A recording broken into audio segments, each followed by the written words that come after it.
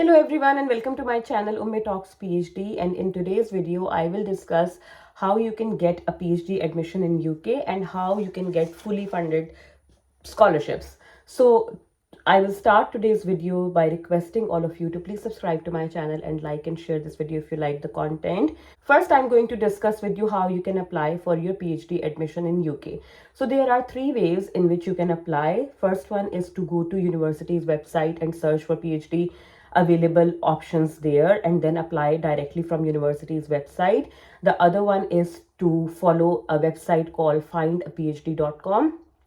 This is a very popular website, have PhD projects available from all around the world. You can use filters to filter down which country you want to go to, which kind of funding you are looking for, and then you can search for PhD projects in your own field of study.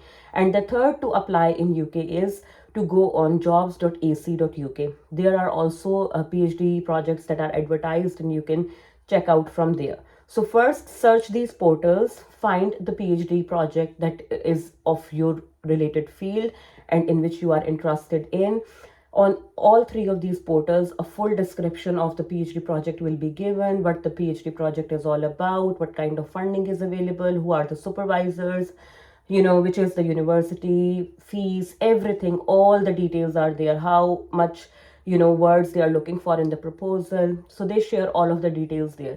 If you feel interested and if you feel that this is what you want to do, then your next step would be to write your research proposal. You have to follow the basic guidelines of that university for a PhD level research proposal, like the word count and headings and everything that they are looking for. But generally, a research proposal should have three major sections.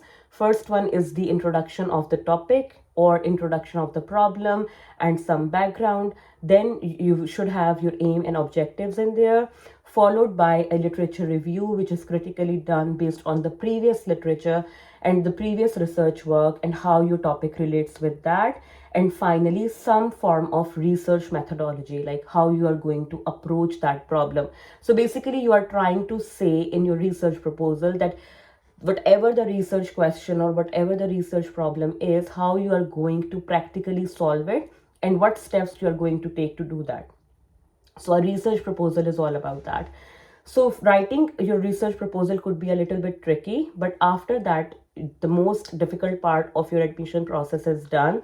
And then next step is to apply for your admission. So you will go on the university's website and apply for your admission, attach your proposal with that, and then start waiting. If your proposal is accepted, the next step would be that someone from the admissions team would send you an email for an interview. So after getting the interview invite, your interview would be anywhere between 30 minutes to 1 hour. Some universities ask you to do a presentation of 10 to 15 minutes for your research proposal, and then that is followed by questioning.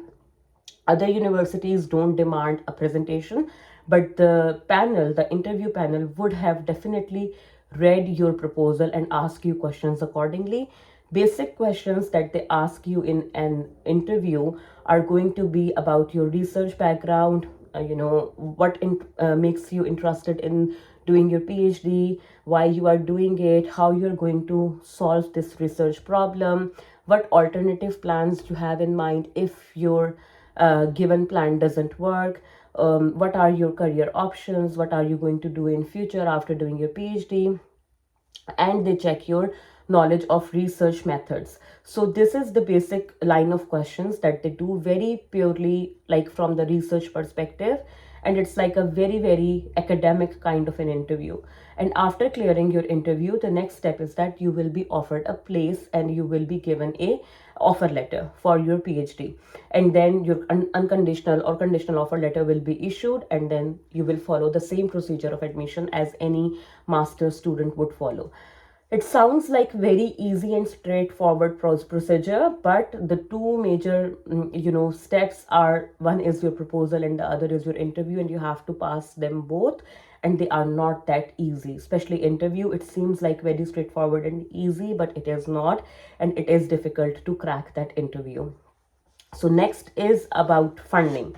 Now I get a lot of questions about what kind of fundings are available. So basically funding can be categorized into two broader areas. One is fully funded scholarships and the others are part funded scholarships. So fully funded covers your tuition fees for all the years of your PhD, plus they provide you with a stipend to cover your living cost. Maybe that can support you partially, but like it's not a lot that you get in your stipend, but still you will get something monthly to support your living expenses.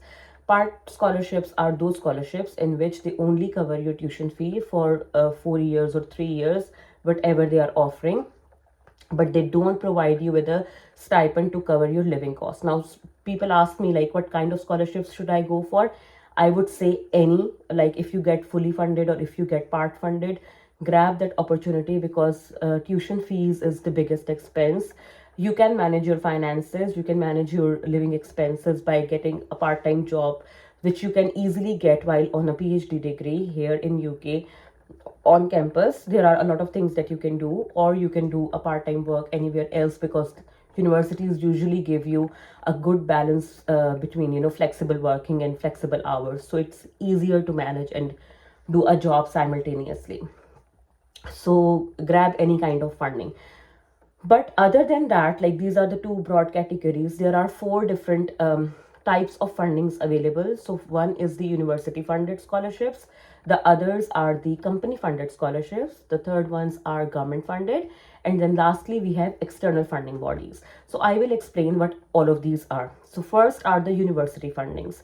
Universities here in UK have fundings available to them, which they spend every year to advertise for research projects that align with universities' research aims and objectives. And these scholarships are mostly fully funded, and they cover for international students as well their tuition fees and some kind of stipend.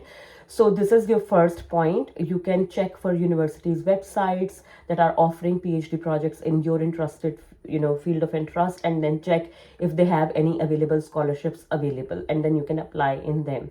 Second is the company funded. So most of the people, when they do PhD, they are already working. If you are working with some kind of organization that is into R&D, or you are doing internships or placements even, but you can always ask your employer if they can support you for a PhD. And if they agree, you get funding from your own company. You apply for admission in UK, and then once you get the admission, your company would support you for your tuition fees and your living expenses, or whatever they give you. Third ones are the government fundings. Now, many countries around the world provide fundings for their exceptional students to go abroad and study for PhD or master's level degrees in other countries. Like in Pakistan, the Higher Education Commission offers, the HEC offers PhD scholarships for students to go abroad and study. I'm sure there are similar kind of opportunities available in India, Sri Lanka, Nepal, and other countries as well. So if your country offers that kind of opportunity, check on their websites and apply for them as well. Then comes the external funding bodies. So external funding bodies are the independent funding bodies that are very good, very popular, and apply funding to students from all around the world to pursue their higher degrees. So in these ones, the most popular are Shivning Scholarship, Commonwealth Scholarships, and the Royal Trust's fundings that are very popular in UK. So you can check for these ones. They are very good funding organizations. They cover for your travel expenses as well most of the times, but let me tell you that these scholarships are very, very competitive, and their application timelines and procedures work very independently from universities. So if you have to apply for like 2025, you maybe start now looking for Shivning scholarships and Commonwealth scholarships. So like they operate a year ahead if you want to grab that opportunity, and requirements are very tough as well. So first you need to secure an admission in a university. You have to clear your PhD interview, get a place, and then after that you can apply for funding, because their applications run differently.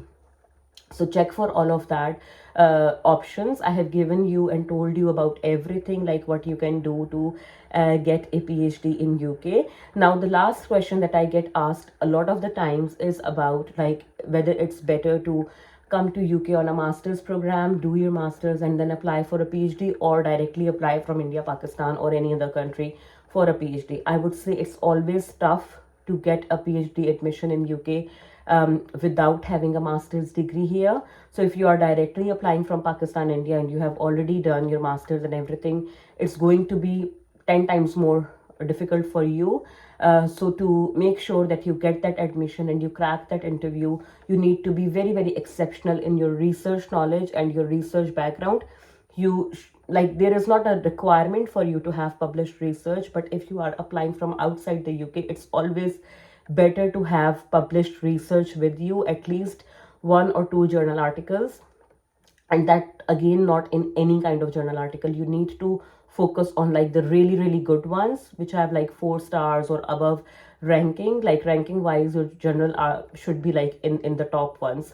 Okay, but it's always easier for you to crack a PhD admission if you have a UK master's degree with a dissertation, because that gives you an advantage, because you know how to write a research proposal, what they are expecting from you as a student. So you are already in that training and you understand the requirements much better than those who have not experienced the UK education system. Plus, you have links with your supervisors and stuff. You know your university when the projects are coming in, and then you can apply like that. So it's always good to come on a master's and then apply for your PhD. Even if you have done your master's like 2-3 years ago from UK and you are not in UK at the moment, still if you apply for your PhD from outside UK, but you have that UK degree, it will give you benefit. So it's always better to get a UK degree first before applying for a PhD. So that's my opinion, and I have shared everything with you in detail. I hope this video have answered most of your questions regarding how to apply for a PhD admission. If you like this video, please subscribe to my channel and share this content with your friends and family as well. And I will see you guys very soon in another video. Bye bye.